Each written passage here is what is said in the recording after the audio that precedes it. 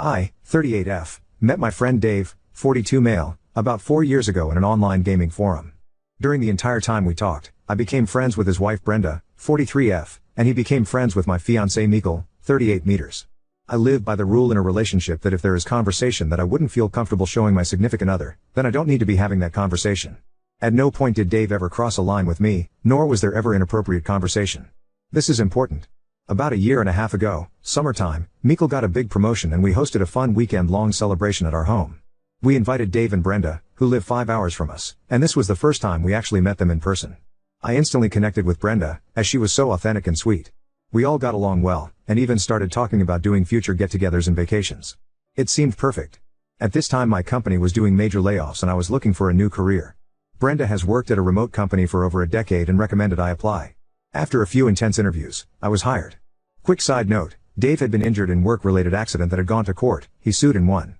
He was permanently disabled because of the accident and can no longer work at his profession. That, along with a large life insurance policy from his parents, he is financially set for life. He stays home and raises their daughter Leah, 5, while Brenda does her remote work from the house as well. So, a little over a year ago, during the fall, a few months after the celebration weekend, Dave and Brenda were getting ready to take their daughter Leah, 5, on a vacation.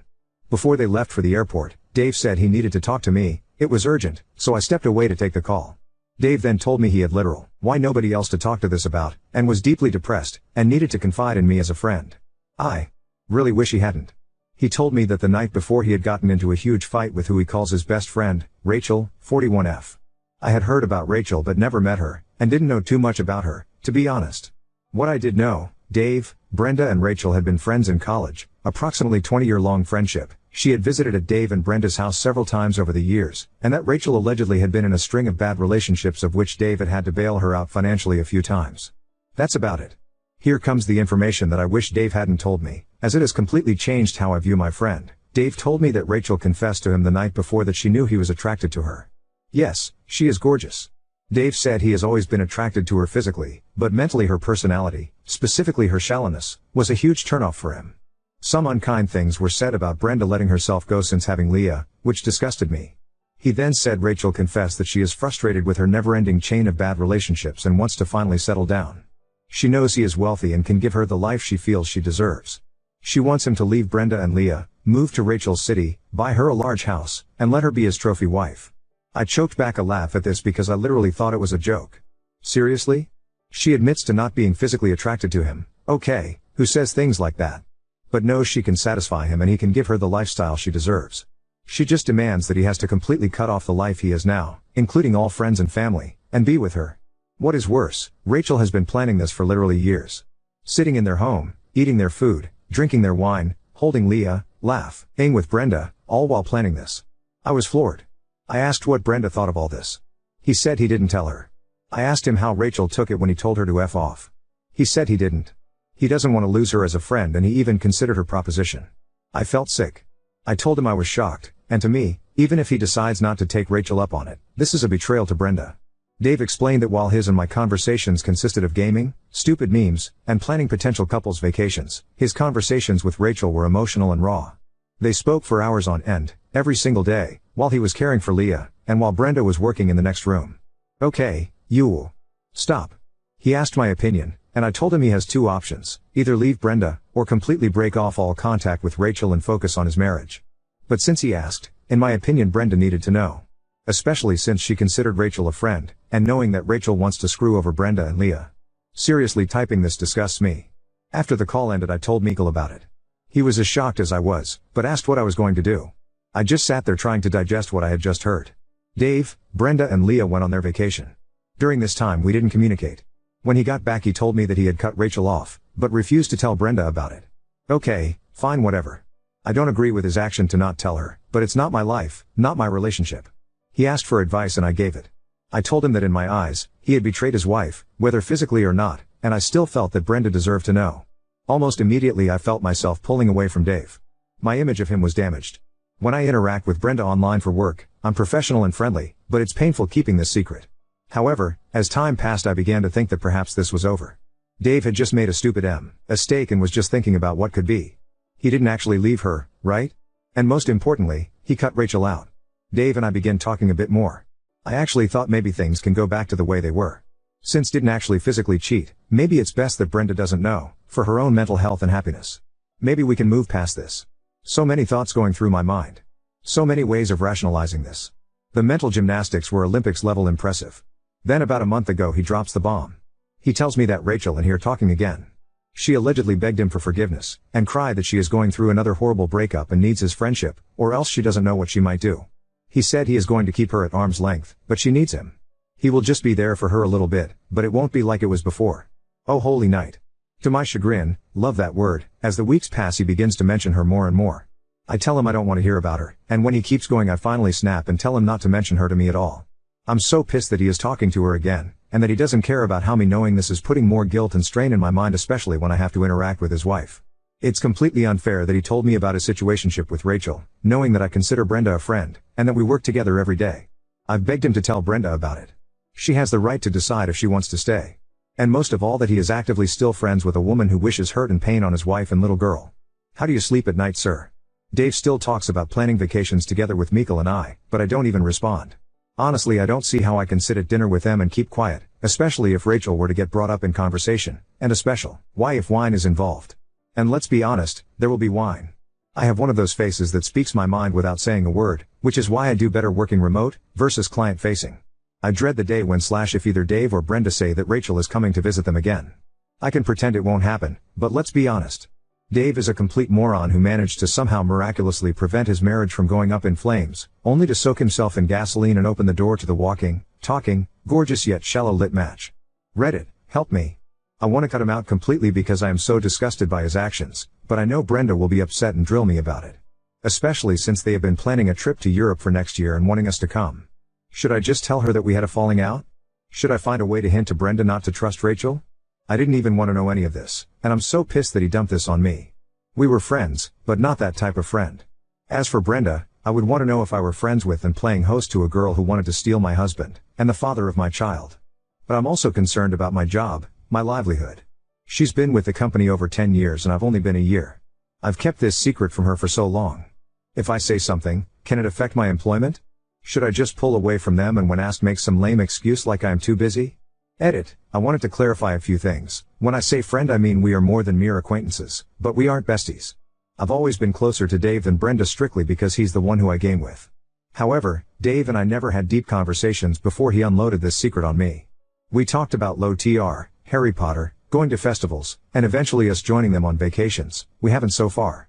Money was too tight for us to join them before Mikkel's promotion, and before I was given this job opportunity, so vacations were something for the future. We've only ever met once in person, for the promotion weekend last summer, but have continuously made plans to visit, or meet up in the city. Due to funds and other hiccups, the plans always fell through. Our friendship was something that we had built to get away from the stress of life. Lighthearted and meant to be fun. As for Brenda, she recommended me for the position at her work but I had to earn the position. She isn't my boss, but she definitely has seniority. Before the conversation with Dave, I had high hopes for Brenda and I becoming closer and us all being good friends down the road. Unfortunately, since this happened last year, I have kept my distance and didn't nurture my relationship with Brenda. I have no proof. The conversation where he told me everything was over the phone, and I didn't record it. Plus I'm in a two-party state, so I think I could get in trouble for that. If I tell Brenda it will be my word against his. And if she goes to him, he can deny everything, or even try to spin it against me. This is where I worry it could affect my job. My job is my biggest concern at this point. I do not want to lose my job. I don't want my job to become awkward. I would love to be able to give Brenda a heads up about the situation, but also I can't afford to lose my job. I cannot stress this enough. If I knew I could warn her without harming my own situation, I would. It may sound like my mind is made up, but it's not. I just wanted to add those for clarification and hopes that there is something that can be done. Update 1. I mentioned that I would wait until after Thanksgiving to make my decision as I didn't want to ruin the holiday for Brenda and Leah. During that time I decided that if I lose my job then it would suck, but I know I can get another. I have to do what's right, and what is also best for my mental health. Yesterday with Mikkel's support, I sent out a group message to Hem both saying hope you guys had a happy Thanksgiving. To my surprise Brenda replied with yeah not so much. I asked what happened, and she said that Rachel's mom was in the hospital with pneumonia and Dave went to be with her for moral support, and that she was left hosting alone. Dave didn't reply. Mikkel told me that this was the perfect time, and he would support me whatever I chose to do. So I sent I'm amazed how forgiving you are Brenda. I don't think I could be so chill. Dave replied with, But Brenda immediately called me and I put her on speaker. She asked what I meant and I said after what happened last year. With Dave and Rachel. Before you guys left for vacation. She told me to go on, and that's when I knew he had not in fact told her. So I told her everything. I also told her I was sorry, and had tried to convince him to tell her, but that I didn't know if anything more had happened, so maybe there is a chance to fix this. I told her that since Rachel was back in their lives, I assumed they moved past it, maybe since they've been close friends since college. She seemed eerily calm, and said something like, "Oh no, Rachel never went to college. She met Dave online about 10 years ago. She's never been to college or even had a real job." She asked if there was anything else. Read it, I started freaking out, lost any remaining confidence I had, and told her that the reason I hadn't said anything was because I didn't have any proof, and since working with her I had been worried to say anything about it because I didn't want to risk my job, but not anymore. I was spiraling. Brenda said she had to go and hung up. I just sat there feeling sick. 2 whole hours later Brenda called me back. Some of you called it. When confronting Dave and Rachel, they told her that I had actually propositioned him, and that I was jealous of his and Rachel's friendship, and I wanted what Brenda had. I started shaking and crying. At this point Mikkel interrupted her, and said he had heard parts of the original conversation. Not all, but enough to know that what I had told him afterward was the truth. She tried interrupting him but he cut her off. He said that this had been tearing me up and he was sick of it. He wished her the best, and hoped she could remain professional at work, but after this call he wants Dave out of our life for good.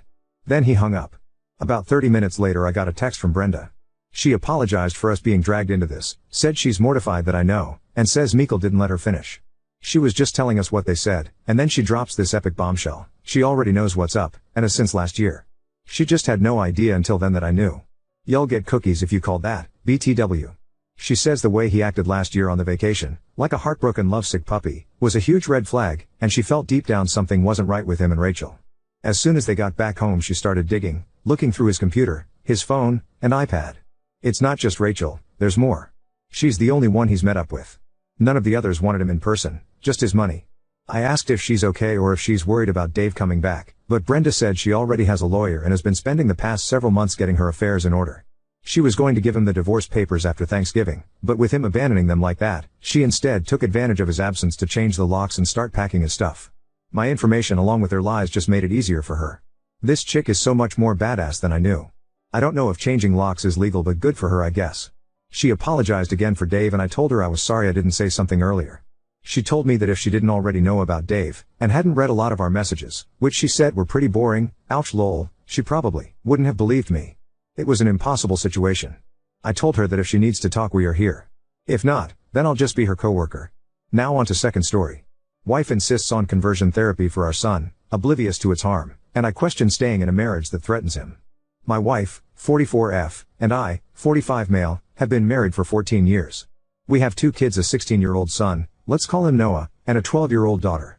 We've had our fair share of disagreements over the years OFC, but things have generally been smooth between us. Now for the context, Noah came out as gay about a year ago. It was a surprise, and as hard as it was to accept, I love my kids more than anything and just want their happiness. My wife visibly didn't take it well though. She was upset and seemed to go through a grieving period where she didn't really talk about it. I tried to support Noah in every way I could, telling him that I loved him no matter what etc. My wife, though, I could tell she wasn't on the same page. She would say things like this is just a phase or he needs help, but I brushed it off as her needing time. Fast forward to last week, and we were having a conversation about Noah's future. Out of nowhere, my wife casually mentions that she's been looking into conversion therapy camps and thinks it might be the right solution. She said that Noah isn't truly gay, that he just hasn't been shown the right path and that this could fix him. My blood ran cold. I was in shock. I immediately told her I didn't agree and that this was not something I could support. She got upset and said I was enabling Noah's confusion and that if I really cared about him, I would help him get better. WTF is wrong with her? She was persistent, and no matter how much I tried to explain that conversion therapy is harmful, like I know those kids get abused, are ped, and often end up either traumatized or killing themselves, and that I would never send our son to something like that, she wouldn't back down. If I'm being 100% honest, I don't even think I love her anymore. The fact she could be so heartless disgusts me. I know being gay is not easy and people like her just make it even harder. I'm considering staying, only for our daughter's sake, but would it be okay if it means hurting my son? It feels like a betrayal to Noah. I just don't think I can keep living with someone who thinks this is okay. Update 1. So I posted something about my wife wanting to send my son to a conversion camp 2 days ago. First of all, some people told me to show her videos and documentaries about what happens there, but this argument has been ongoing for more than a week now. I've showed her things and she won't budge. Really bad update if I can be honest, so let's get into it. All of you told me to try to get him out ASAP. Y'all were definitely right, so yesterday I took the day off and went to see an attorney just to get some info about divorce etc. But after what happened I'm 100% sure I want a divorce ASAP. Yesterday I went to pick Noah at his school and as many of you suggested we had a long discussion. I basically told him his mom and I may be getting a divorce because she wants to send him to a conversion camp but I can't accept that. I've talked with her many times and I told him I'll probably go through with it. He looked really hurt, my heart broke all over again, but was very understanding and thanked me for standing up for him. I pulled him into a tight hug and told him I'll always love him no matter what and that nothing's his fault. At that moment he started crying because he was so glad at least I was on his side. And I'm very pissed, so sorry if I don't make sense, but apparently his mom had been pressuring him for months. She planned dates with girls to try and fix him and he had to lie by saying he was going at a friend's instead. She was saying he needs help and as much as she loves him he needs to get his condition cured, etc. I feel so bad because I've been so oblivious to all that and I failed to protect him for all that time. How do you make your 16-year-old son go through that? So when we got home yesterday I can't lie I was furious and confronted her right there and then. At first she was trying to explain she was doing it for him but her speech quickly turned to slurs and it was clear she was just ashamed of having a gay son. In the end I told her I went to see an attorney and that learning all that just confirmed that I want a divorce. She got really angry, calling me a delusional disgrace. We argued a lot and at some point Noah tried to separate us but my wife punched him multiple times. She was saying disgusting things like he is a dirty fag T and that it's all his fault we're getting divorced because his filth corrupted me. My daughter who was prob in her room came to see what all that commotion was about and was rightfully horrified and quickly called 911 when I told her to. Long story short the cops got there and took her away. She was very reluctant to go because she was not in the wrong and they needed to let her go.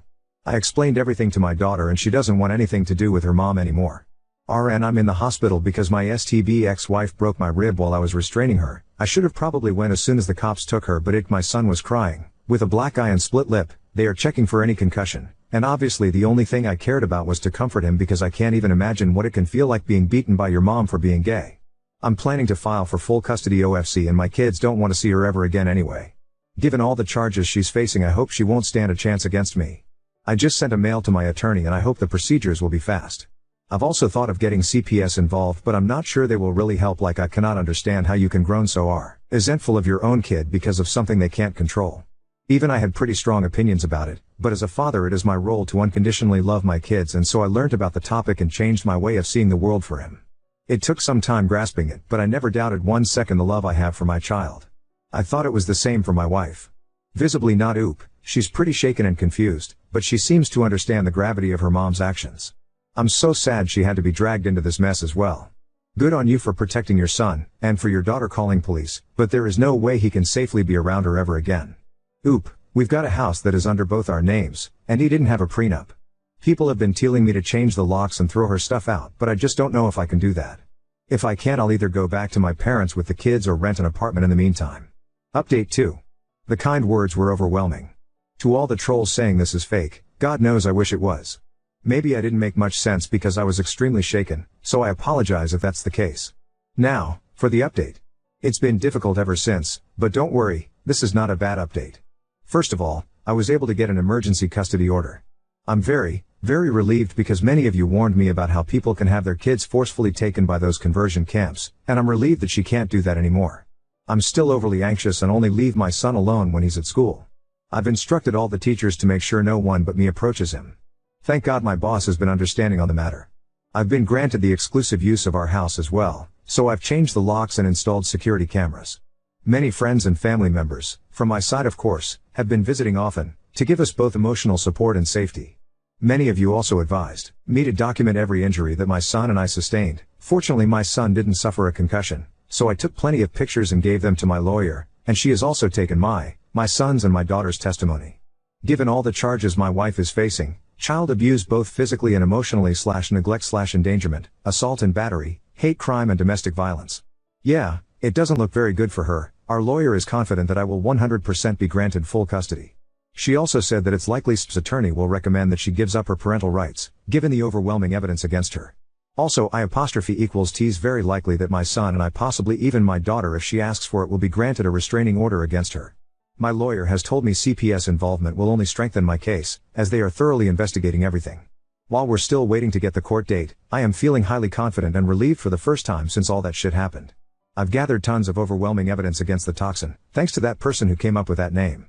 I'll keep everyone updated, and thank you again for all the advice and support my kids and I have received. I honestly don't know how I could have gotten through this without all of you. Y'all just saved a family, be proud. Please also take care of yourself op, you need to be 100% for your children. Oop, we've already started therapy, both as a group and individually. I know Noah is having a rough time but it seems he'll be alright.